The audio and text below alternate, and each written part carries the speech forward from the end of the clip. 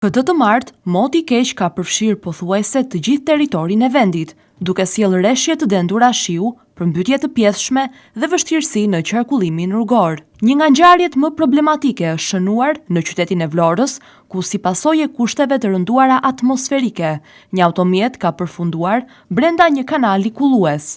Sipas informacioneve paraprake, një automjet tip Ford ka rënë në kanalin e Sijavit, një nga kanalet kryesore kulluese të qytetit të Vlorës. Ngjarja ka ndodhur gjatë orëve të paradites, ndërsa banorët e zonës kanë vënë re automjetin brenda kanalit. Fatmirësisht, nga ky incident nuk raportohet për persona të lënduar, por vetëm për dëme materiale në automjet. Sipas policisë, drejtuesi i mjetit ka arritur të shpëtojë pa pësuar dëmtime të rënda, ndërsa shkaqet e sakta të aksidentit janë ende nën hetim. Dyshohet se rreshjet e shumta të shiut, dukshmëria e ulët dhe mungesa e sinjalistikës kanë ndikuar në humbjen e kontrollit të automjetit, duke bërë që ai të përfundojë në kanal. Banorët e zonës shprehen të shqetësuar për rrezikun që paraqet ky kanal, i cili aktualisht është i pambuluar për shkak të heqjes së pllakave të betonit. Sipas tyre, kanali është hapur për pastrim, por më pas nuk janë marrë masat e nevojshme për rikthimin e pllakave mbuluese.